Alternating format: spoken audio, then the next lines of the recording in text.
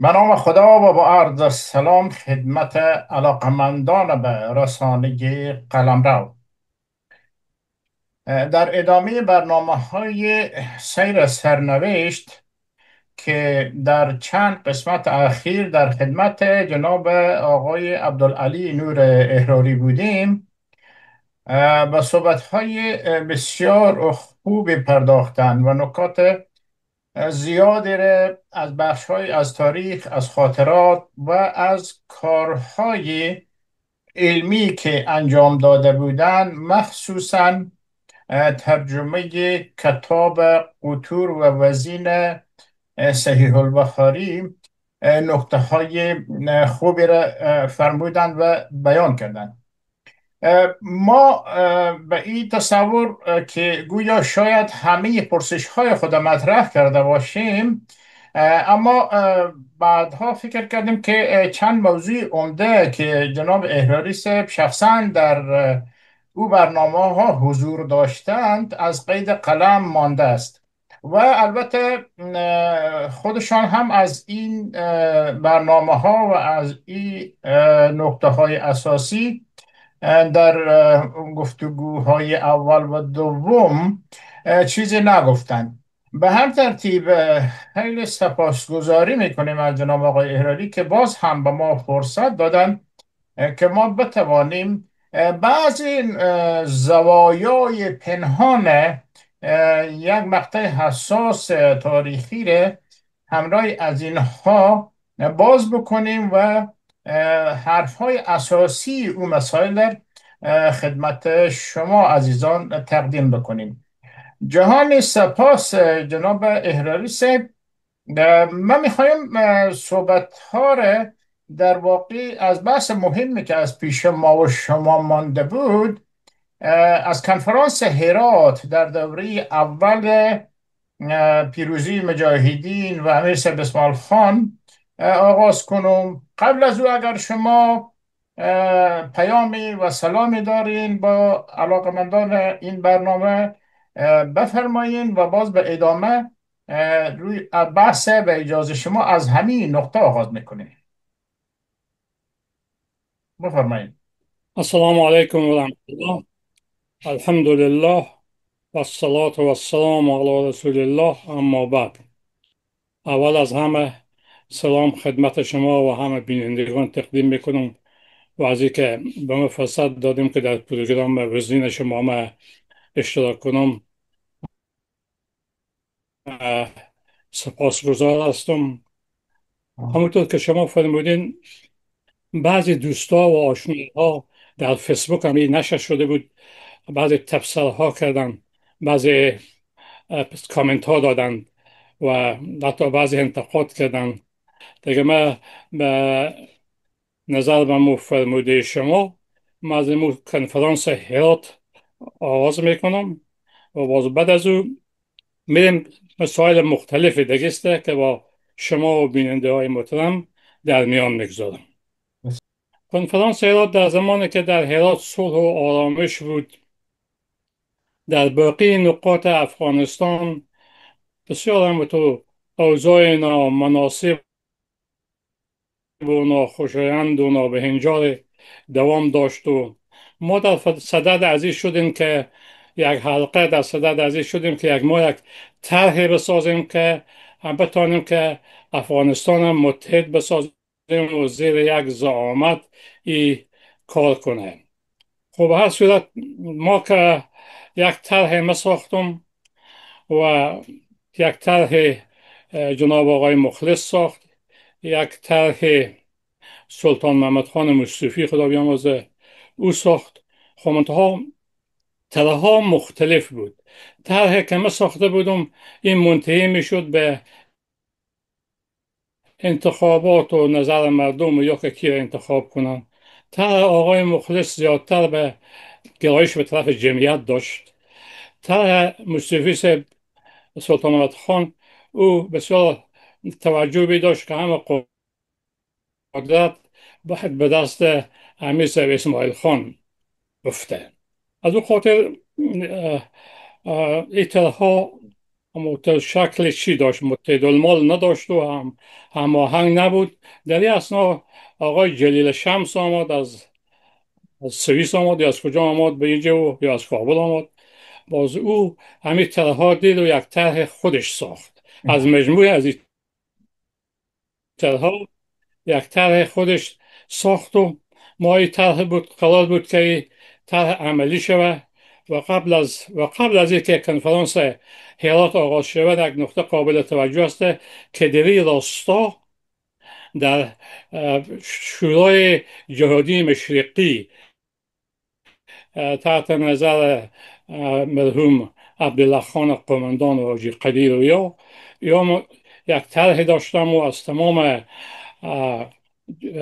جبهات جهادی و از تمام تنظیم های جهادی نماینده های خواسته بودند و میخواستند که در این طرح در این گفتگو کنند. این قبل از برگزاری انجمن هرات بود.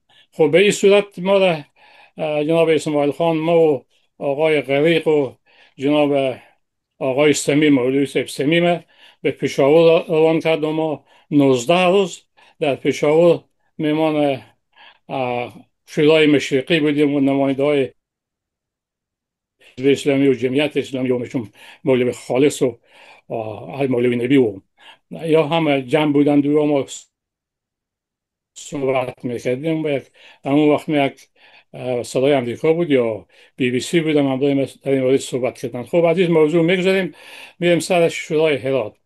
وقتی که کنفرانس نزدیک شد، در شورای هرات کسان بسیار مهمی از سراسر دنیا، از سراسر دنیا تقریبا جایی که مجاهدین بودند و جایی که مهاجرین بودند، مهاجرین رفته بودند، در اینجا دعوت شدند.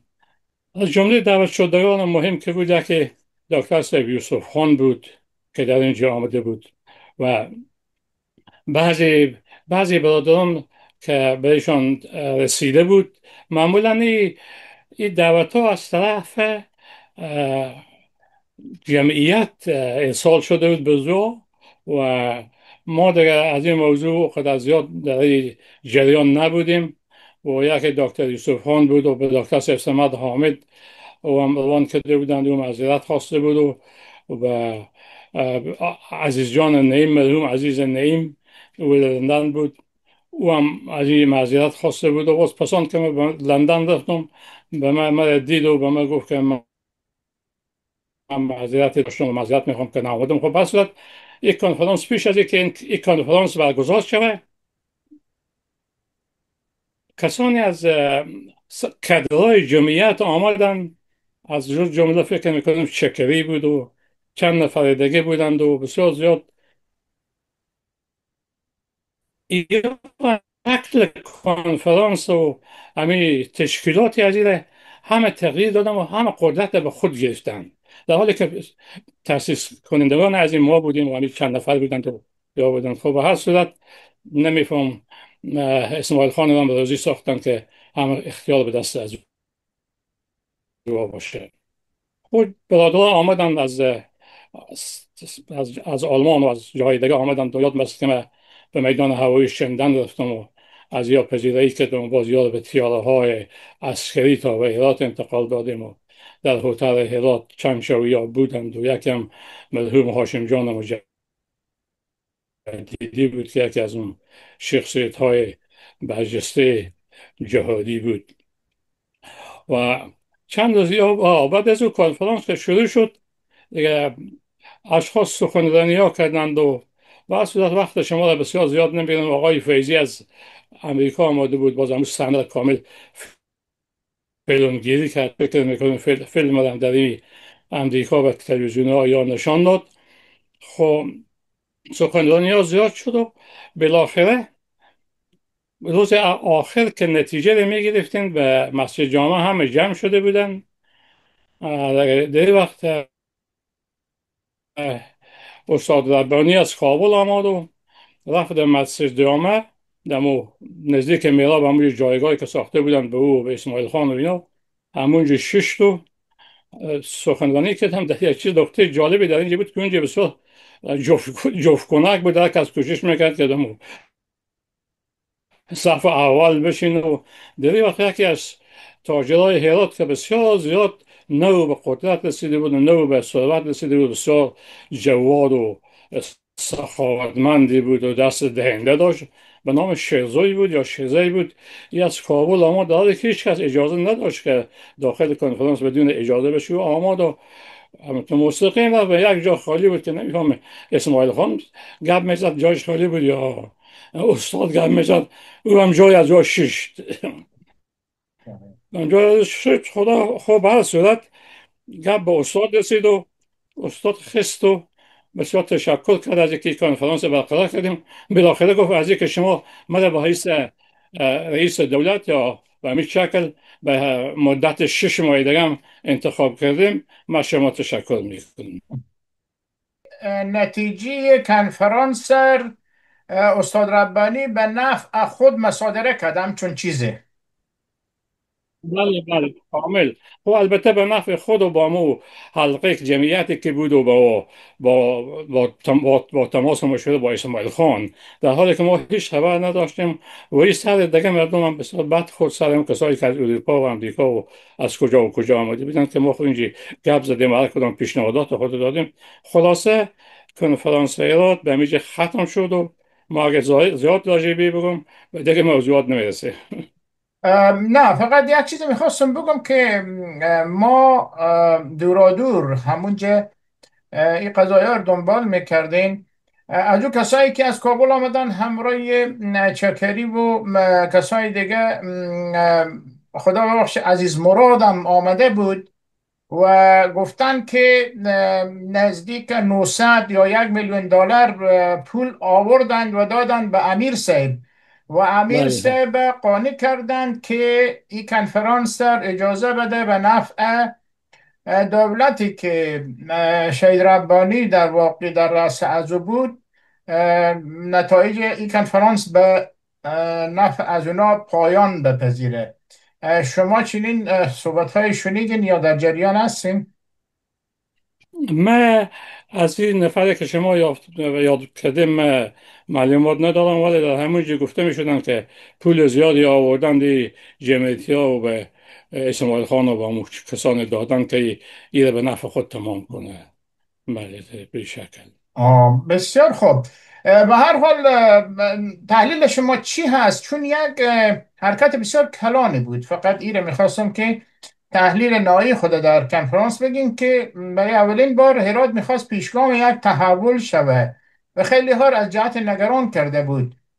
اگر ای به نتیجه میرسید، فکر نمیکنین میشد که به نجات افغانستان و یا به بهبود شرایط افغانستان کمک بکنه؟ فوق العاده کمک میکرد، فوق العاده کمک میکرد و رهبرهای جهادی هم بسیار زیاد از این درک بسیار به تشویش و نگران می بودند که این ممکنه یک حرکتی باشه که ما حذف شویم از این جیه. از این خاطر تخریبات از هر طرف ادامه داشت و بالاخره موفق شدن که کار بکنن دیگه و بسیار زیاد یک سرشکستگی به این کنفرانس شد و با ما مردم شد که سر از این بسیار ماها زحمت کشیده بودیم و جر و بس کرده بودیم که طرحها ساخته بودیم و قناعت داده بودیم که این کار باید بشه.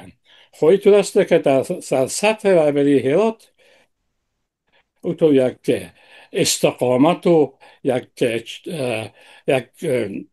قاطعیتی وجود نداشت. زود تغییر و تبدیل میشد، زود تغییر و تبدیل میشد و همین مشکل از هرات هم همی بود که ما نمیتونستیم بسیار اعتماد کنیم به سر حاکمیت هرات که یکی میرفت یک دفعه قبول میکردن، باز یکی میرفت یک گپ دیگه میزد به حساب هرات میگفتن یک بجولی میتولید، یک نه. بجولی میتولید. خلاص همه مسایی مثل ضرب صفر میشد و گپ از اون، خصوصا یکی آدم که از ارتباط با شندن من داشت. بس. یکی از زنها هم باید در این کنفرانس شرکت داشته باشه و باز پیشنهاد کرد خود اسماعیل خان، فکر کنم پیشنهاد میکرد یک زنی که از هرات بود و اصلا کابل سالها و پدرش و یا در کابل بودند و او را پیشنهاد کرد. همین قدر به خاطرم هست که در این مجلس میگفتم اگر زنی در اینجا دعوت میشه از آمینه جان افضلی کسی مستحق‌تر نیسته. فامیل شهید پرور و خود از او یک زن بسیار با تقوا و پارسا و دانشمند است. هیچ کس به پای از او نمیرسه از زنها. خب این گپ چندان چی نشد، چندان مورد تایید قرار نگرفت. اینطور بود که اگه کسی مخالف گپ اسماعیل خان گپ میزد دیگه هم خاموش بودن. هیچ کس نمیتونست کمیل بگه کمی ایرانی راست میگه این گپه. همون فکر میکنم هایی به خانه چی بود، به خانه اسماعیل خان بود که یک ترانسپ باز خست و همین راجع گپ را تایید کرد و به می شکل گپ رد شد و از زنها هیچ کس در اینجا اشتراک کرده نتونستن. خب این یک عیب بسیار کلان بود. یک کنفرانس به این بزرگی هیچ زنی دعوت نشده بود، در حالی که بدنه اصلی این کنفرانس از نیروهای دموکرات و نیروهای تحصیل کرده و با تجربه بودن. جالب نبود که در اون مقطع حداقل زنان حضور هم نداشتن در اون کنفرانس، نه که سخنران. اصلا خدمت شما عرض کنم که بسیار لازمی بود و خصوصا در این که ما از مو حالت افراطیگری در اینجا نیست و تبعیض در مقابل زنان نیست و باید حتی چند زن اشتراک میکرد. اما متاسفانه که فضا همینطور بود که یا جمعیتی ها یا امیر صاحب اسماعیل خان نمیخواست که زنها در اینجا اشتراک کنه و یک زنی هم که پیشنهاد کرد خدمت شما عرض کردم او هم خب من رد کردم و عوض از او آمنه جان پیشنهاد کردم او هم قبول نشد. بسیار جالب بود.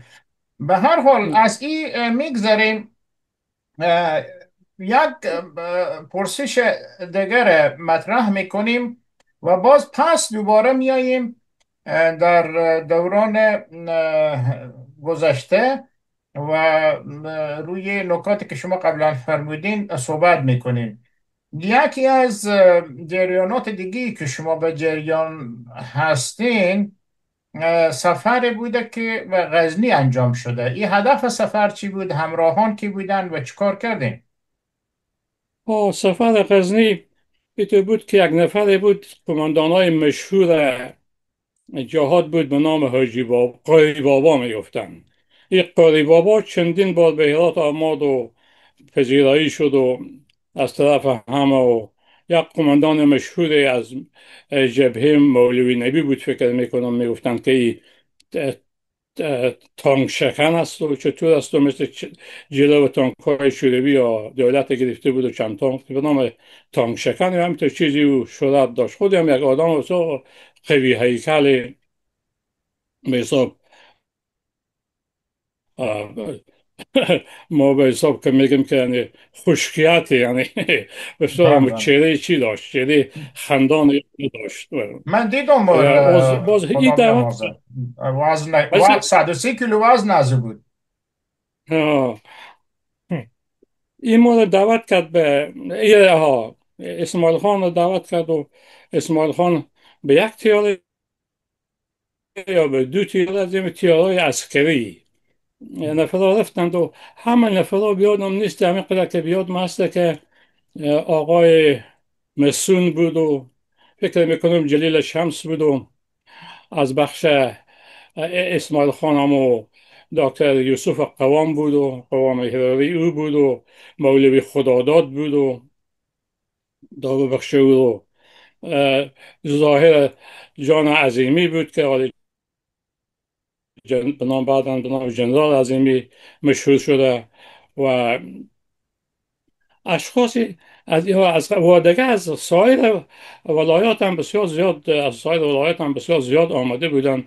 از همه تنظیم ها آمده بودن، از کابل آمده بودن، همون کسانی که در سقوط دولت خود صحیح میدانستند و مظاهراتی برپا کرده بودن و دیگه اون همونجا آمدند و کنفرانس برقرار شد و امیر صاحب اسماعیل خان صحبت کرد و باز از کابل اما کسانی که آماده بودن صحبت کردند و یکی میگفت که ما در ایران زحمت کشیدیم و خدمت کردیم و یک چیز میگفت و یکی چهار کس میخواست که امو کردیت امو سقوط دولت به خود چی کنه، به خود بسیار محول کنه.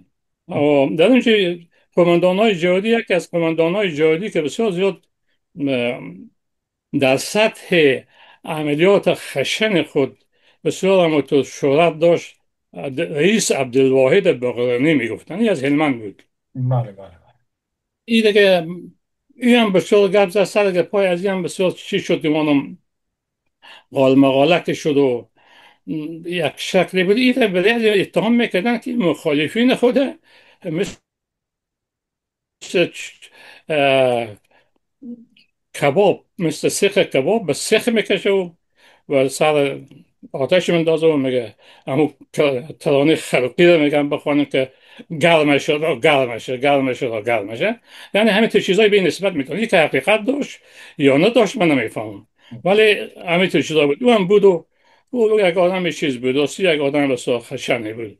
خب بالاخره هر کس به خود و بالاخره اسماعیل خان خست و گمگی، ولی اما پیران خود بیده کنه شما جای مرمی های دشمن رو دارم پشت شانه ما میبینیم و در شانه ما یا که چقدر چی شده. خب به هر صورت این کنفرانس، جالبیت این کنفرانسی بود که یک یک استقبال بی سابقه از هیئت هرات یا اسماعیل خان شد که فکر میکنم تاریخ غزنی و یاد بیاد نمیاد. حتی همین اسبایی که اینا تربیه کرده بودن یا به صورت دنس وری، یعنی به صورت رقص وری اینا حرکت میکردن بله و بسیار خوش تیر شد. و اما در اون بیانیه آخر اسماعیل خان یک کمک که مردم بعضی مردم ناراحت شدند و او پادشاه را بد گفت. پادشاه را بد گفت و در اینجا طرفدارای پادشاه هم در غزنی یا بودن. این موجود گمانم جلیل شمس هم سرش اعتراض کرد و بعد از او آمدیم و آقای زاهد عظیمی بسیار کاکا قدوس بود، از هرات بود که رئیس ترانسپورت بود چی بود. او هم آدم بسیار تنزگوی و شوخ و آدم بسیار خوبی بود و یک نفر قماندان هزاره بود مالی خدا را میگفت میبریم به هزارجات دعوت میکنیم بیا برو. بازا ظاهر جان عظیمی یک کمی شوخی میکردن و ایشان خواهیم تو کنفرانس خوبی بود. بعد صورت زیاد سر از او گپ نمیزنم. بسیار خوب. شما در حین صحبت کنفرانس هرات به یک نکته خوبی اشاره کردید و او این بود که هرات وضعیت آرامی داشت. جالب است که حالا که سالها از او دوره گذشته و چند رژیم ناموفق و اوضاع آشفته در افغانستان سپری شده، مخصوصا در کابل که احزاب جهادی و بقایای رژیم درگیری های بین خود داشتند، مخصوصا یک جنرال دوستم هم به اونا پیوسته بود. همه ایره باور دارند که کابل به ویرانه تبدیل کردند و در همزمانی که در کابل جنگ ها را از بعد و ورود مجاهدین آغاز شد، در هرات مجاهدین همگی وارد شدند به هرات، اما شیشی خانه کسی نشکست و هیچ کس به خاطر تصاحب قدرت جنگ نکرد. الحق و الانصاف امیر صاحب مدیریت خوبی را انجام داد که حداقل این اوضاع را کنترل بکنه. اول ملیشه میخواستن یک درگیری بکنن که اونها هم در واقع قلقم شدن و بالاخره حاکمیت به نوع مطابق به خواست و سیاست اسماعیل خان یک دست شد. نکته مهم همیست که کسی مثلا مثل هرات یا بعضی ولایات دیگه ممکنه همین طور بوده باشه که مردم آزار ندیدن، بیناموسی نشد، حق کسی گرفته نشد، تجاوز نشد و خیلی کارها به خوبی پیش رفت. مخصوصا که هیچ جنگ نشد، مردم آسیب ندیدن، اما همه رو به یک ترازو حساب میکنن و میگن که مجاهدین بعد از پیروزی افغانستان و کابل که میگن و ایران کردن، در واقع افغانستان و ایران کردن.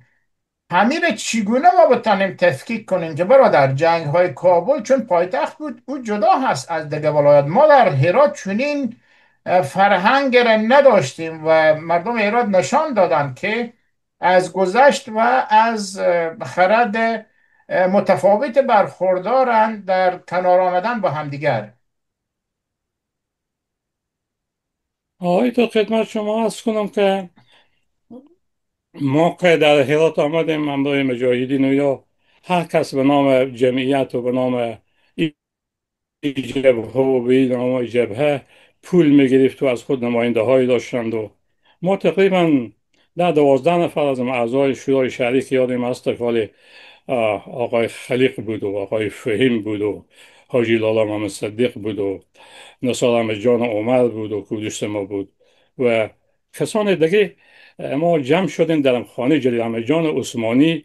ما یک طرز العمل 13 ماده ای تصویب کردیم و این به ملاحظه شده امیر صاحبم رساندیم که باید این مسائل بر اساس قانون اینطور انجام شد، بر اساس قانون اینطور انجام شد. همه هیچ کس به نام مجاهدین باید پول جمع نکنه و یک حساب واز کردیم به بانک افغانستان بانک بود یا بانک ملی بود که همه پول ها در همون جای در او حساب جمع شود و وقتی که به ایرات آمدیم به حساب بینی کسی هم خون نشد و هیچ کس مقابلا قبلا آماده شده بود و مقابلا کسی مقابلا نکرد مقابل از اینا و مردم بسیار با پیشانی باز استقبال میکردن. همین بود که همی به کمیته های مجاهدین از کجا که بودن که شوکه شد که مجموعه های برنج و گوشت و یا پلاو یا به اینا می آمد و خب به هر صورت به شکل یکی دوست نفر دیگه مانم یکی موتر آقای عزیز عظیم گرفته بود و یک موتر دیگه گرفته بود و او دارم که به توجه همین اعضای شورای شهر از پیششان خلاص کردیم و به او تسلیم دادیم. یعنی در هرات یک موضوع بسیار جالبی هست که اما این وضع دوام نکرد. این وضع دوام نکرد و یک روز یکی از همسایه های ما که گمانم برادرم قاضی صاحب اعظم خان بود که نامش حالی از یاد نرفته، قاضی مشهور است قاضی اعظم خان به هرات، او به من گفت که من به گریه های خود گریه میکنم. من گفتم معنی از این گپ چیست به گریه های خود گریه میکنین؟ و معنی از این گپ است که وقتی که تا کمونیست ها روی کار بودند و مجاهدین در جبهه بودند ما شب و روز گریه میکردیم که خدا مجاهدین بیاره، خدا مجاهدین بیاره که ما دیش اخلاصیم. حالی که میرم میبینم به مو گریه هایی که به وقت میکردم به مو گریه میکنم که بیشتر وقت گریه میکردم. ما و همیشه در این مجالس یا میگفتیم که هرات بخشی از افغانستان است. پولی که از دو گمرک هرات از دو سرحد هرات میآید به نام مسئول گمرکی، یکی از بندر تورغندی بود یکی از بندر اسلام قلعه بود. ویدم شخصا چندین بار گفتم این مربوط هرات نیست، این مربوط تمام افغانستان است. اگر ما این مسئول بالا میبریم و این مسئول به خود چی میکنیم، همون چایی که میره تا مشرقی میره این چای دو قیمت میشه. ما در مقابل از این مسئولیت داریم. همین مسائل بود که یک کمک بیسم به معاون شورای اقتصادی بودم. یک روز تاجرها را جمع کرد ببخشین که گپ از یک جا به دیگه جا میره. تاجرها را جمع کرد و وقت غلام یار خان چی بود؟ سیاوشون رئیس شاروالی بود نه. و من گفتم که لازم نیست، گفتم برنج باریک باید به طرف قندهار نره. قندهار از خودم واسطه برنج باریک چی نداره، ما خب یک مملکت دیگه نیستیم. دیگه تا بعضی مزامتی به سر ما بنداختن که ما معاون شورای اقتصادی بودم، بعضی هم همونطور بودند و اسماعیل خان هم تو گوش میکشید. یک مثال بسیار جالب غلام خان سیاوشانی داد، گفت که ما کمی گورانی میکنیم که همین زمینه که شخم میکنیم ما به حساب نه. گورانی میکنیم. بله. همین زمین که سخت میآید دو گو هسته. یک گو اما بار خودی تو پیشانه خود بالا میکنه، به سر بار پیشانه دیگه خود میندازه. او باز گاو دیگه باز پس بالا میکنه. حال ما و ایرانی هم میتونیم که که حال آقای ایرانی سر شانه من میندازم و سر شانه از اون میندازم. این همینطور حالتی بود. و دیگه که با ما به حیث چی میگفتن، میگفتن که شورای اقتصادی است و قیمت ها بالا رفته بود. قیمت ها که بالا رفته، دلت عزیز که پول چاپ میکنم، هر قدر پول زیاد چاپ کنه قیمت ها بالا میره. خب هیچ کس جلو از این گرفته نمیتونه. امریکا نمیتونه یک سر سوزن به اقتصاد خود اگه همین حالت باشه دوام بده. دیگه که در این موردی که در دیگه جاها بود، در دیگه جاها نارامی بود، در همه تنها مستقیم نارامی در کابل بود.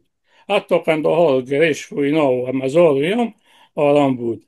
در اونجا اسماعیل خان یک هیئتی را روان کرد به کابل، به که ای رفتند و با همین سران جهادی بله. دیدند. و اسماعیل خان حتی پیش امو عبدالعلی مزاری رفته بود و امو مجاهدین، رئیس مجاهدین هزاره و با او رفته بود و مذاکره کرده بود. و خویا هیچ کدام جور نمادند. و پس به دو هیئت من نبودم، در دو هیئت من نبودم که اونجا رفته بودم. نه، بسیار خوب بود. فقط ما این میخوایم بگم که واقعا جای افسوس، یک فرصت طلایی بود برای هرات که باید از او خوب استفاده میشد و گمانم که شما هم که رها کردیم دستگاه دولت به خاطر از اینکه وضعیت تفاوت کرد و خیلی چیزا به او تعهدات خود باقی نماند و ادامه از این مشکلات هرات زیاد شد و توطئه ها علیه هرات زیاد شد و بالاخره این سرنوشت نامطلوبی که با سقوط هرات مواجه شدیم پیش آمد. اما کاش اه، پیشنهادات شما مورد توجه قرار می گرفت و به هر حال یک رقم می شد که ما از این وضعیت استفاده بهتری می کردیم و نمونه می شدیم در سطح افغانستان. یک مشکل بود، این بود که ما وقتی که در ایران بودیم و باز وقتی که در هرات آمدیم، اما ساختار ساختار تشکیلاتی همین دو جبهه مشهور که بود، یکی جبهه قدم اموچی امیر صاحب بود، اما امارت اسلامی، یکم جبهات افضلی، شهید افضلی. نه. در جبهات شهید افضلی بسیار اشخاص روشنفکر بسیار زیاد اشخاص روشنفکر جا گرفته بودند، در حالی که حتی اشخاصی که مورد انتقاد بعضی مردم بودند و حتی این هم از زبان مرحوم سفیرالله جان شنیده شد که ما اگه هر کس به این نام و به این نام از جبهه بیرون کنیم، بی جبهه خالی میمونه. بله. برعکس در جبهات چی که بود، در جبهات امارت که بود، یک نوع یک نوع حساسیت مقابل روشنفکرها وجود داشت. مثلا نه. یاد هست که در اونجا رفتیم، بودیم ما سرم هم لوچ بود، سر لوچ میرفتم به جبهه و یا میرفتم و چند نفر بودیم و یک نفر بود ملیشه بود که باز مجاهد شده بود و باز ملیشه رو سوزی میگفتن، چون سی سوزی میگفتن و میگفتن او کسایی که سر اینا به شلغم نمیارزه اونا رو همیشه عزت و احترام میکنه و به ما توجه نمیکنه. اما خود جناب امین صاحب هم به روشنفکرها بسیار کم توجه داشت. و یادمونه یک روز که به ما حتی به شورای شهر هم که بود، شهری هم که بودیم، نوشته که به ما گفته که شما در مورد همین جهادی ها، مهم. در مورد همین حکومت آینده که مردم به کدام کس بسیار رأی میدن، شما یک نظر سنجی کنیم در بین مردم. ما نظر سنجی کردیم. نظر سنجی بود که پادشاه بیشتر محبوبیت داشت نسبت به هر کس. این را که روان کردیم، برایش به جبهه روان کردیم و بین خود گفتم که همین نظر سنجی را اما شورای هرات بین خود کردند. شورای سنجی مردم نیست. و دیگه در مقابل هرات یک موضوعی بود که یکی از دکترها بود به هرات بود و باز از هرات از شورای شهر معرفی شده بود به جبهه و او جناب اسماعیل خان به پیشاور معرفی کرده بود و رفت به چند وقتی بود و بعد از رفت به امریکا رفت دیگه همیشه جناب اسماعیل خان به رخ ما میکشید که روشنفکران همینطور هستند که فلان نفر ایتو شد و فلان نفر ایتو شد و به همین شکل، یعنی به مقابل روشنفکرها یک نوع حساسیت موجود بود. چرا روشنفکرها اکثر از او بلیگویان نبودند که هرچی که امیر صاحب بگویه، من هیچ ندیدم در هیچ مجلسی که کسی به مقابل امیر صاحب گفته باشه که این گپ شما درست، همه فقط تایید بود و سرجنباندن بود. یک روزم یاد مانده که سید نورالله اماد آمد به هرات با این در اونجا مجلسی بود و گپ زد و یک کمک کلانکاری کرده، گفت که میشم راجع به گلبدین و من دیگه گلبدین رو نمیپذیرم. من گفتم شاید گلبدین هم دیگه شما نپذیره، اما تو در که ما با گلبدینش ارتباطی نداشتم. من میگم همین سخن زدنه که آدم یک کمی خود بزرگ جلوه بده، همین به چی من نیسته، تحملش به من نیسته. من اونجا اون گفت بدم بزدم، همه تعجب کردن که مقابل رهبرا دهن به دهن میشه، چطور فلان تو همینطور هست دیگه، همینطور هست. بسیار خوب. با این دیدی که شما دارین، ببینین اگر قماندان های جهادی رو شامل چند طیف ببینین، یکی همین به اصطلاح قماندان های اولیه بودن که بیشتر در 24 هون نقش داشتن. به نوعی مردم و یا اکثریت کسانی که از حوادث خبر دارن میگن که قیام 24 هود توسط گل محمد تیزان و حاجی علی خان و امثال هم و اینها رو اندازی شد و این مکتبی ها و روشنفکرها یا صاحب منصبا یا امیر اینا که خب بعد از 24 هود بود که باز جریان فرق اتفاق افتاد، اینها نقشه نداشتن. اما بعدها از ادامه از اینا همین کمال خان و صوفی غفار شد که در واقع تیپ های قماندانایی که سواد نداشتن میشد روی از اینا نام گذاشت. یک ادم که شما فرمودین همراه امیر صاحب بودن، یک ادم که خب همراه خود سفی الله جان شهید بودن و بعضی جبهات دیگه از اهل تشیع ظاهر جان عظیمی در جایی بود، قاری صاحب بود، یا حداقل جبهات شرق سرک هم تا حدودی مثلا نیازیا بودن یا غلام یحیی خان. اینها هم حداقل کارکرد منفی نبود و مثبت بود. خود شما چون همه به نظر شما یکی بود، بررسی شما از این جناح‌های مختلف چی هست و کدام یکی در واقع در همو عملکرد خود موفق بوده بیشتر؟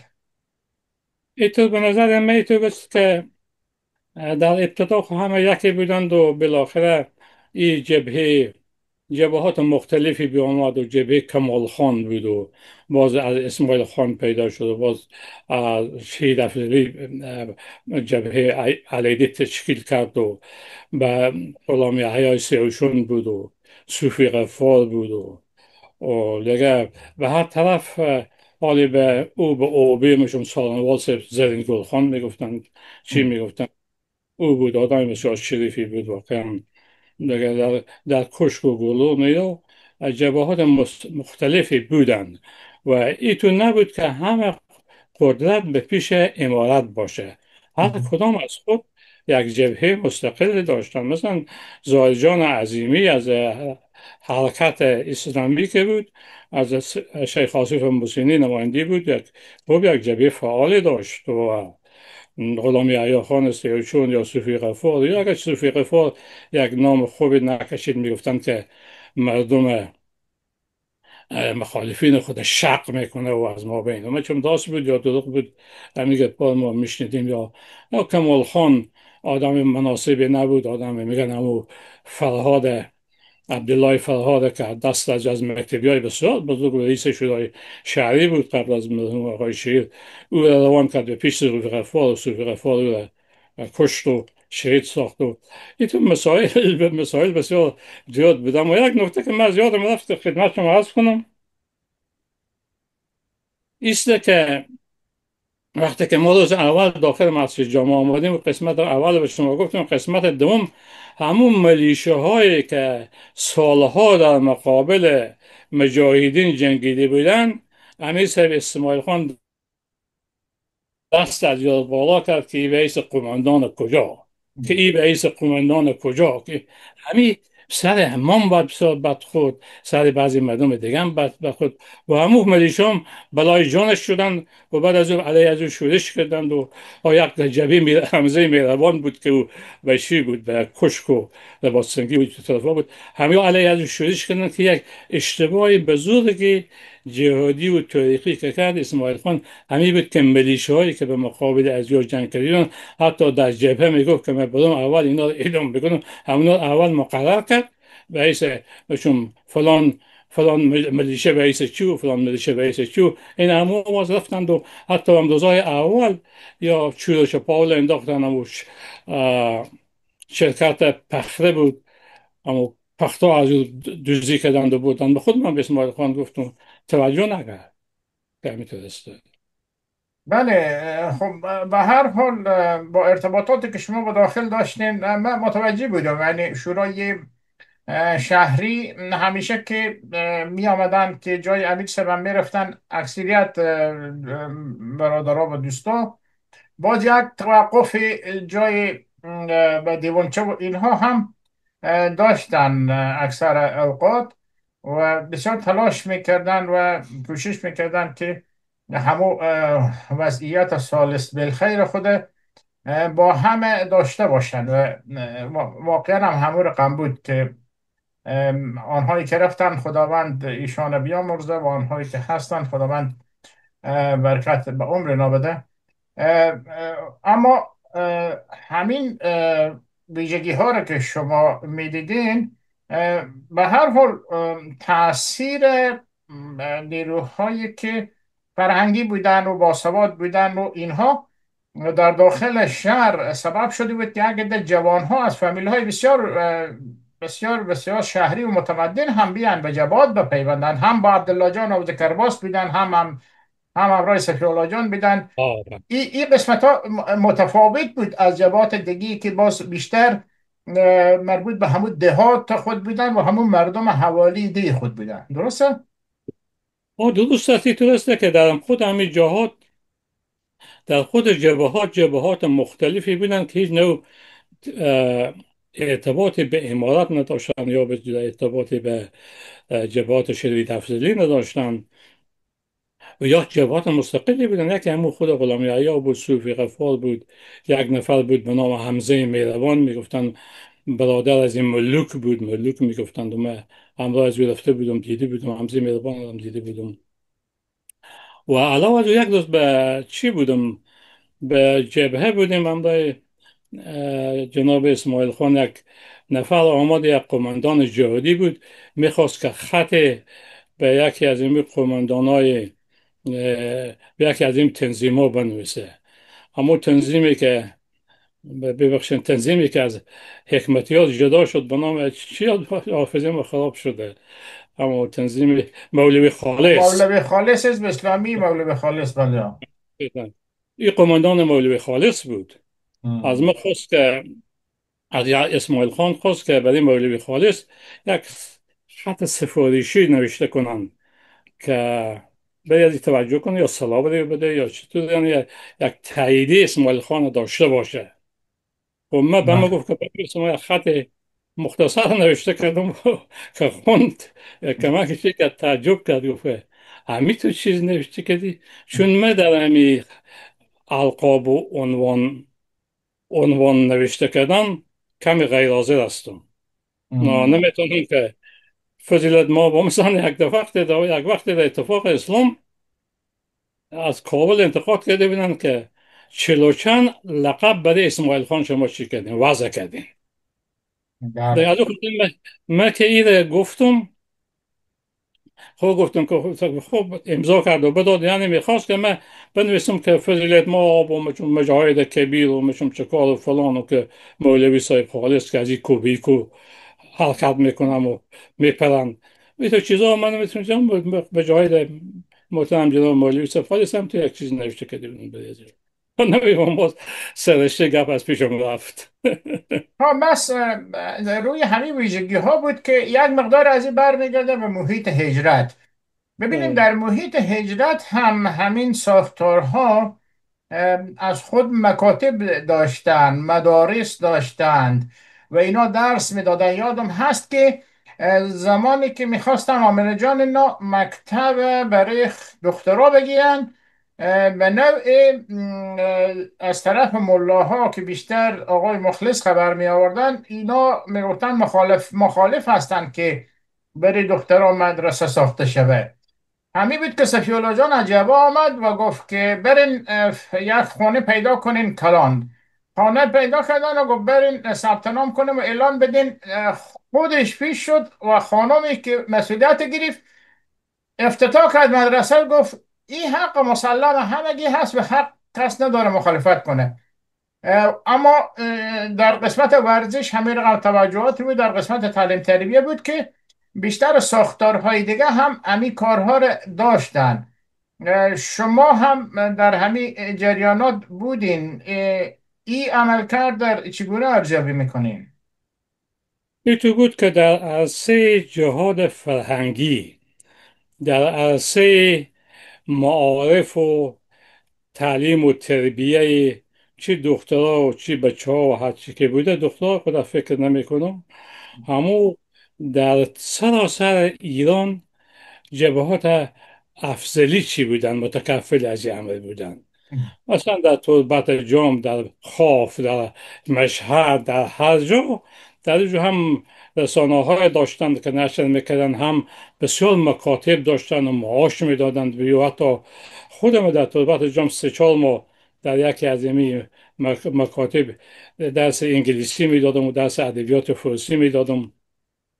مدت کمی بود آقای فهمی در روی چی بود عامل از اون مکتب بود و منتها یک نوع تعصب وجود داشت. مثلا کسی حق نداشت چک چک کنه، هیچ چک کف بزنه. آه، باید اگه کسی تحسین میکردی باید الله اکبر میگفتی. بله. این خوب. باز ما در صنف انگلیسی امو چک چک میکردم، بس از میتونم چک چک کنیم. اگرچه امو مسئولین معارف ما رو تحمل میکردن، اما چیزی نمیگفتن. اما جبهات شهید افضلی در سر تا سر قلمرو خراسان که بود یا اما مناطق مهاجر نشین بود، بسیار فعال بود. بسیار در این مورد پولم مصرف میکرد، به معاش معلمین نمیداد. من خودم من خود اگرچه افتخاری معاش چی کردم اونجا بله کار. بله بله. اما یه عزیزالدین جان جامی خوازاده که او هم مدت معلم بود و کسانی بودن که از هر طرف، یعنی جبهه فعال ما در امارات به این شکل ندیدم. من ندیدم، من به یادم هم نیست، اگه بوده باشه ولی از یادم رفته که یا مکتب داشته باشند و معلم داشته باشند و برند و بیایند و همو لب و لبا فکر میکنم همو آقای یوسف جان قوام بود، یه همو بود که همو کارهای فرهنگی همو به دوش از او بود و واقعا حال هم در استرالیا بسیار زیاد زحمت میکشه مسائل ایرات یا بله پیگیری بله. در مورد زنها که گفته بودین. برعکس همین تعلیم و تربیه زنها، من یک دو نیم ماه که پیش آمد بودم، بسیار زیاد چی داشت، بسیار زیاد رونق داشت و اینا یونیورسیتی داشتن، یک آه. یونیورسیتی بسیار مهمی داشتند و باز ما هم رفتیم و در امو یونیورسیتی ما و جناب مولوی صاحب سمیم و آقای غریق اگر ما خود در امو گپ زدن بسیار غیر راضی هستم. از ما خواستن که یک چند کلمه گپ بزدم راجع به چی و باز ما گفتم که بعد از این نفر عوض میایه که او فضل خداوند بسیار نطاق است و زیاد گپ میزنه که او آقای غریق بود. واقعا آقای غریق هم گپ زد. اونجا زنها بودن، اونجا اشیا بودن، بسیار با یعنی آزادی بود بله در ایران. در هرات ما به شما یک قصه بکنم. آقای شیخ آصف مرسنی مرحوم آماده بود از کابل، زاهد جان عظیمی هم همراه ازی بود. یک فیلم نشان میدادن از اون مکتب لیسه میری بود یا کجا بود، یک دختر خنده کرده بود. اه. این به حد سر امیر تاثیر بد کرد که مسئول همو مکتب است زیر سوال بود و کجاستی و در حالی که همو آدم نماز شام یا نماز خفتن پیش پشت سر از جلوس میده، مثل ما مقتدیش بودیم. همون آدم بیچاره هم تو گریخ گفتم بود بندی میکنه یا چطور میکنه که این خب مسئول نبود، مسئول همون مکتب بودم و دختر خنده کرده یا یا چی یا موی معلوم شده. خیلی ارتباط این دادش به این موضوع چی بود یعنی اول اول یه رقم سخیری بودم و بعدها این سخیری ها خیلی خیلی آزادی گرفت. مثلا یک روز که من به به کابل به وزیر اکبر خان خانه اسماعیل خان بود، رفتیم همراه آقای امید و غلام جان امید مصطفی کابل بود، یک شخصیت نجیبی که اگه بگم کم نظیر بود مبالغه شاید نشود. رفتیم همراه از او اسماعیل خان بیرون بود و بیرون به همون مهمان خانه چی بود مجاهده بودند و صوفی قدوس خدا میدن زنده است مرده است او هم بود و تلویزیون چالان فیلم هندی سعی میکردن. من که هم رفتم گفتم تلویزیون رو خاموش کنید. یا بعضی من میشناختن یا نمیشناختن چی تلویزیون رو خاموش کردن. ما گفتم اینجا ما اومدم که فاتحه بودم به خاطر مرحوم میرفیس جان و یاده که لزوم نداره. یعنی از این خاطر به شما گفتم ها در همون مجلس جناب اسماعیل خان خواست که از بیا با ما همکاری کن. دو وقت وزیر آب و برق بود و در خدمت مردم به خود باش. گفتم فعلا که ما در خدمت رسول الله صلی الله علیه و سلم هستم و این سیول بخاری ترجمه میکنم. من حاضر نیستم که در هیچ دوره من با هیچ کس کار کنم. همینطور بود که بعد از این که من از دوران حکومت های خلقی و پرچمی مهاجر شدم دیگه بیت نبوده که با ما مواجه نشده باشه، نه در دولت مجاهدین نه دولت بعد از او نه دولت غنی و نه دولت چی اینا هم مفاسد بیدن دیگه لازم نبود که ما برم خود در فساد از یا گرفتار کنم. شما اگر خواسته باشن بگن که شخصیت مثلا امین سب اسماعیل خان رو تعریف کنین، چی میگین؟ خب این بود که در همون قبلا هم خدمت شما عرض کردم که بار اول که من به مهاجر شدم اول خدمت شهید سفیرالله جان رفتم، دو مرتبه با او دیدم و قسمت گفتم تکرار نمی کنم. بعد از او باز به جبهه رفتم با امیر صاحب اسماعیل خان دیدم و بعد از اون چندین بار در جبهه که رفتیم و وقت جنگ های زندجان بود و در همه جنگ ها یقدر فعال بودند این مجاهدین. تقریبا یک سال دوام کرد و من میدیدم که امیر صاحب اسماعیل خان از می سر شام گرفته تا به می صبح من نفهمی کی خواب میشد. همین واکی تاکی میگم چی بودن که به بله. گوش گرفتن مخابره های بله، او مخابرات. و همو مشغول گپ زدن بود. فقط میگفتی این آدم مثلا آدم فولادیسته که هیچ نه خو داره نه و وقت اکثر روزم روزه میگرفت.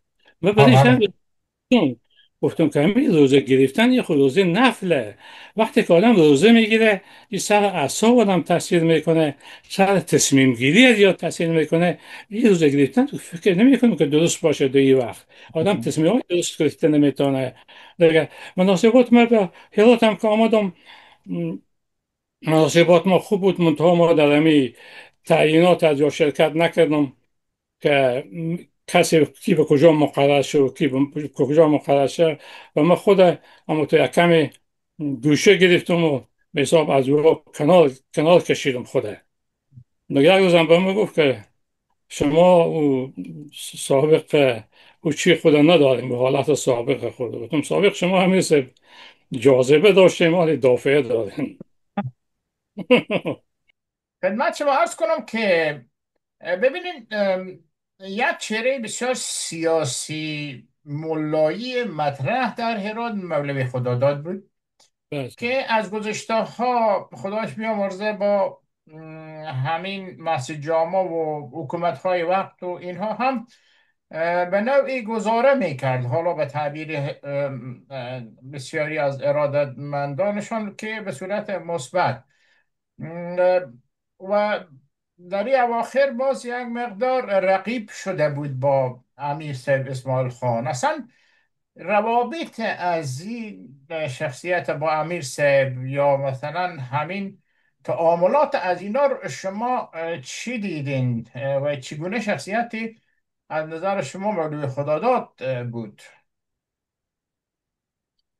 اینطور بود که مولوی خداداد اول در بایمگل خان ای مولای مسجد بود و اصلا از مو پشتونای اوبی بود. بله بله. و ای در وقتی که ما شورای شهری تأسیس کردیم، ای هم یک شورای داشت به نام شورای ولایتی. شورای ولایتی داشت که در اون شورای ولایتی بله. اشخاص زمیندار و اشخاص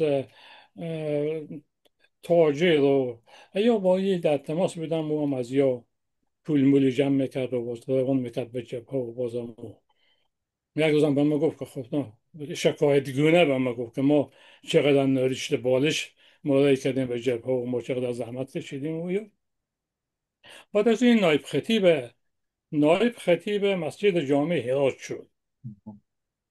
خود که در وقت حکومت خلقی و پرچمی بود، خصوصا حکومت پرچمی، می آمدن مردم می آمدن از همه جا، صدر اعظم می آمدن، وزیران می آمدن، خود طبعا به قادر خان می آمد یا آقای بیرات و به مسجد جامع می رفت و با دید و بازدیدایی داشتند. اما این که هم تو آوازه کرده بودن که میشون مندیل دستا را به سر کشتمن گذاشته و ایتو کرده و یه پا دروغ بودی چی نبود. از دکتر نجیب گفته بودن چپن گرفته بوده، یعنی چپن به شانهایی گذاشته بوده. ها می گفتن که یک موتر هم ببخشیده بودن، اون موتر کرورا بوده میشون چی بوده. اما من چی نمیکنم، من خودم تو در جزئیات از اون داخل نیستم. اما آدمی بود بسیار فعال و بسیار زیاد سیاستمدار. ام. یا در ابتدا با اسماعیل خان بسیار روابط خوبی داشت و هر دفعه که با هم دق می شدند باز چی میشن باز یاد. یک دفعه هم واقع شد که مردم با ای با اسماعیل خان خلاف نمیشن، کدام تاریخ نزدیک بود. باز مردم رفتن خانه از یک چور کردم و گفتن گواه دوزی کردند و بردند و باز پس اینا با اسماعیل خان آشتی کردن و باز تجدید بیعت کردن. گفتن تجدید بیعت، من چون نفتم این بیعت چی رقم است که 100 دفعه میشکنه و 100 دفعه تجدید میشه. دیگه به هر صورت آدم ملایم بود و خیلی خدا بیامرز تابع تشریفات بود. آه. وقتی که داخل مسجد جامع میشد به سر راه از این بعد کسی نمی بود. آه. افراد مسلحی تو به نزدیک میراب یا خودم رای اسکورت. میکردم. بله ها. بابت با ما خوب بود. یک روز یک موضوعی بود سر یک مسئله اسماعیل خان بری از گفت همین مجرم چند سال حبس بده از گفت من محفل کلانی بود. ام. ما مثلا امیر صاحب شما و قاضی هم شما چه میدیم دستور میدیم که ولی کار کنه قاضی بود. قاضی از خود چیز داره دیگه، مستقل است. و قاضی چی بود؟ ام. رئیس محکمه بود. بله بله، خود یک مدت رئیس محکمه بود، بله. اما خیلی آدمای به دور از او بودن، آدمای بسیار زیادی، آدمای بسیار هم تو کاکو و باتوری هم داشت و به هر طرف و بسیار هم تو فداکار هم بری بودن. نادی خدا داد. نه بله. آه، بسیار عالی. چیز دیگی از صحبت های شما ببینیم که مانده در خدمت شما باشه. تو در این مدتی که ما در این مدت جهاد و در طول مدت مهاجرت ما به شخصیت های چی شدیم مواجه شدیم و که دوست و آشنا شدن با ما یک دفعه به سوئیس گرفتیم، به همون سفر کندای هنرمندا رفتیم با آقای دکتر امان وزیر مالی سابق و آقای زیای میر با یک تعدادم از امو تاجرای افغان و افغانایی که به سوئیس بودن و یا کسب تجارت داشتن و با هم یک ملاقات شد و من از یاد دعوت کردم که شما به ایراد دعوت میکنیم. باز ما که به ایراد آمدم، امیر صاحب اسماعیل خان دعوتنامه روان کرد و امضا کرد و برای از یا دیگه گم شد این موضوع. یک روز دیدم که به من تلفن کردن که میمونایت آمده. اون میمون آور گرفتم که بوچرا میگفتن و یکم رئیس چی بود، رئیس فابریکی بوت آهو که دو بخش امام شای رحمتیان رئیسی بود، بسیار آدم نجیبی بود آقای رحمتیان، خدا بخشه. او یگانه کسی بود که وقتی مرد سونیا باید او فاتحه گرفتن و مسجد جامعه عالی. و خب به صورت اینا آمدند و حالی هیچ کس نیست.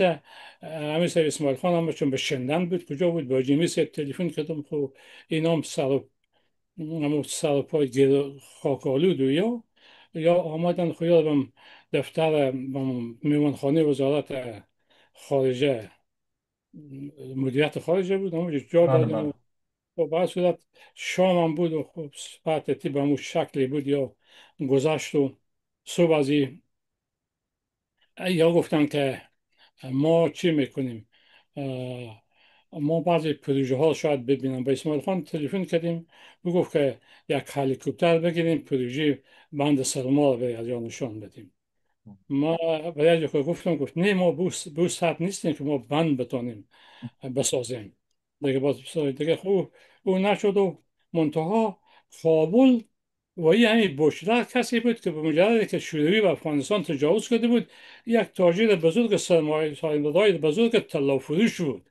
یک کار کسب خود اعلام کرده بود، تمام وقت خود سر یک مؤسسه تیار کرده بود به نام افغانستان که من رفتم در اونجا دیدم کتابخانه و نقشه هایی که شوروی ها به کجا بودن، قرارگاه از اینا همه یا گرفته بود. یک آدمی بود که بسیار زیاد راجع به افغانستان و کتابخانه، بسیار کتابخانه غنی داشت. و یا چند روزی بودن دوها باز چی هم آمد، شازدافر سفارت فرانسه هم آمد به از تهران آمد به اینا ملحق شد و باز وقت رفتن خب یاد بودن پای من آلا و یا گازرگاه و یا دیدند و وقت رفتن و به کابل رفتن هم شازدافر سفارت فرانسه متا به اسلام قلب حساب چی کردم، همراهی کردم. باز در بین را عکس هم از ما خود بگرفت و از او عکس هم به من روان کرده، بعد پسند به من روان کرده که عکس بسیسته ما کار کشید. اما نقطه اصلی بود که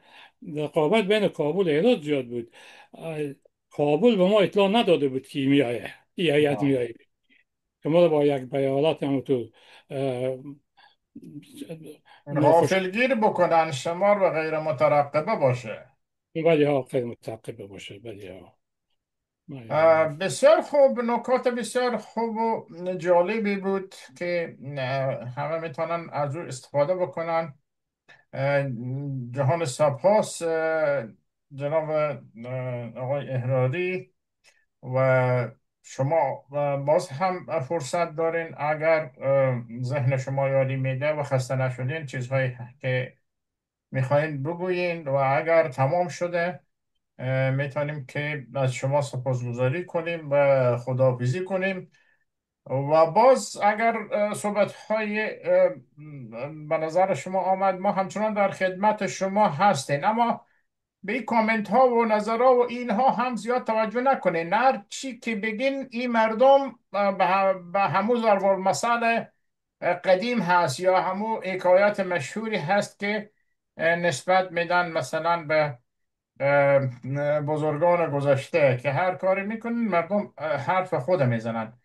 و شما هم حرفای خود زدین و آن کسی که دوست داره میشنوه و آن کسی که دوست نداره نمیشنوه.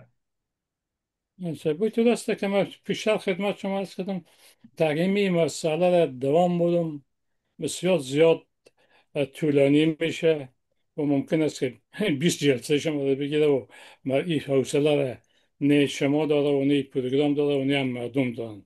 اما یک موضوع که باید خدمت شما عرض کنم، موضوع مهمی است که من تحقیقات در مورد مولانا عبدالرحمن جامی کردم و از وقتی که همون خاک اولیا را من ترجمه کردم، در اونجا یک علت از سفر سیکورسکی و مردم انگلستان به افغانستانی بود که ببینن که بر سر قبر مولانا، آرامگاه مولانا عبدالرحمن جامی چه آمده و چطور به چی حال است. از او به بعد من راجع به ایران هم که بودم، راجع به مولانا عبدالرحمن جامی بسیار تحقیق کردم و به پیش ما باید یک شاعر و یک صوفی چی بود که ما میرفتیم و دعا میکردیم و وقتی که داخل این مطبوعات و داخل از این کتاب ها و یا شدم، بود که یک بحر علم بود و حتی محققین، ادوارد بران محقق بزرگ انگلیسی که تاریخ ادبیات ایران نوشته کرده، او گفته که در تاریخ چیز به مثل از یک علامه ذوالفنون من ندیدم در تاریخ ادبیات فارسی. خب منتها مشکل از این بود که در قسمت شهرت از ایران یک مشکل داشت که ایرانیا، چون ای در کتاب هفت‌رنگ خود او عقاید علیه تسنن بیان کرده بود و ابو طالب گفته بود که ای در حالت شرک مونده، در حالی که در حالت نزد شیعه ابو طالب مسلمان است و همینطور همین اساس باعث شده بود که اصلا به حساب ممنوع باشه، آثار چاپ از یک ممنوع باشه. تا بیا آخر یک نفر جرأت کرد که مانم علی اصغر حکمت بود یا کسی به نام کتاب جامی نوشته کرد. بعد از او کتاب جامی نوشته کرد و مولانا جامی آثار از شروع شد به چاپ شدن در ایران، در حالی که هفت‌رنگ اول با در هندوستان و همزمان از این در بخارا، تاشکند که هنوز کمونیستان آماده بودن، در اون زمان چاپ شد. ما کوشش کردم که همه آثار از این تا جایی که ما ممکن است جمع کنم و تا اندازه هم موفق شدم. فکر میکنم که 25 از 45 آثار به از این نسبت دادند و از 45 آثار من فکر میکنم 40 آثار من همین حالی به همین جایی که من پیش شما تشریف هستم و من کتابخانه خود داشته باشم. و من آرزو به دو بار به برتیش لایبرری لندن رفتم، آثار خطی و قلمی از این پیدا کردم و حتی یک رساله بود به نام کلیت الحلل بود یا همچین چیز بود، او به قلم خودش نوشته شده بود در اونجا. او پیدا همون نسخه های خطی را فرمایش دادم که او را باز به ما میکروفیلم ساختند و باز به کالیفرنیا روان کردند و باز یادم از میکروفیلم به کاغذ آوردم. خب بسیار زحمت کشیدم و همو در مورد از او بسیار تحقیقات کردم که چندین مقالم نوشته کردم در جو. یکی از مشکلات یکی از مخالفین مولانا جامی نجیب مایل هیروی بود. نجیب مایل آدم دانشمند است و از چیره از مولانا جامی آثاری هم بله. بعضی کرده، اما در هر جا به حساب اما زشگویی کرده، اما زخم زبان زده و یک مهم. اثر از که چاپ کرده بود نافهمیده، با وجودی که بسیار شهرت به فهمیدگی هم داره. همین متنی که اما متنی که درباره مولانا جامی نوشته بودن، این این متن عنوان گذاری کرده بود قاتل به جا مقتول آورده بود، مقتول به جا قاتل، نفهمیده بود. باز من همین موضوع را بسیار اعتراض کردم. یک مقاله بسیار مفصل نوشته کردم به مجله امت که وقت جناب آقای مخلص به من مسئولیتش دیشه و کسی دیگه دیشه.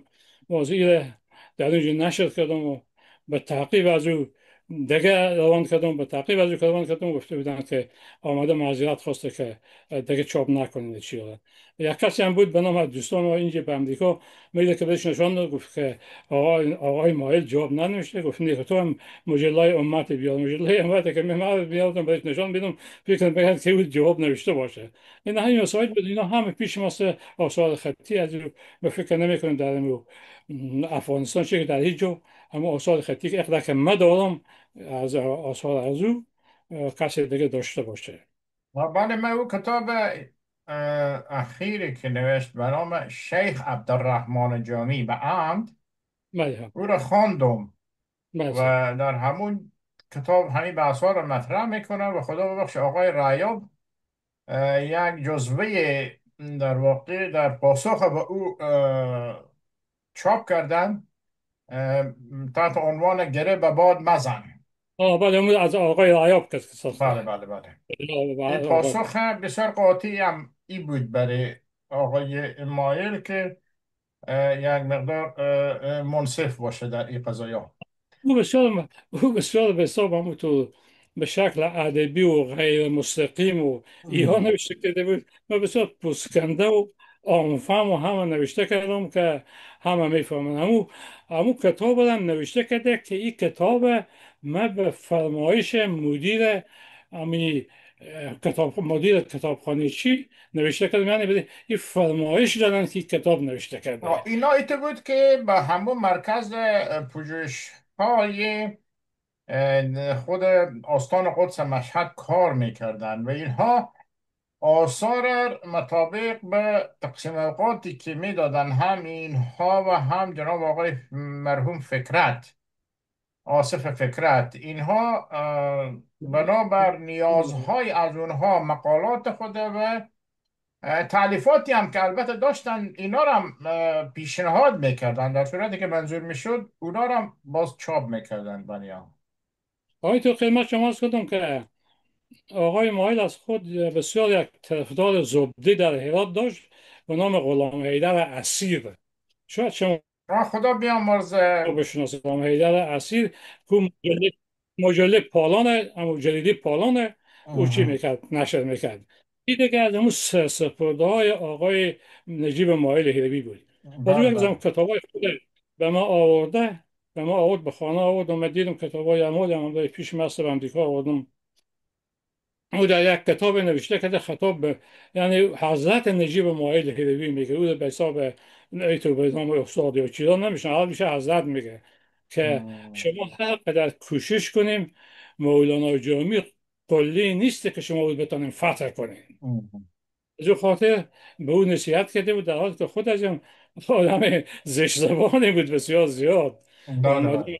زیاد زخم زبان میزد. خب البته خدا بیامرزه، همو شیوه کار از او همو بود، از همو رسانه از او که به نام پالون نشر میشد، از اون نامش پیداست که صاحب از این چیز شکل می باشه. بله. بسیار عالی. یعنی جان ممنون.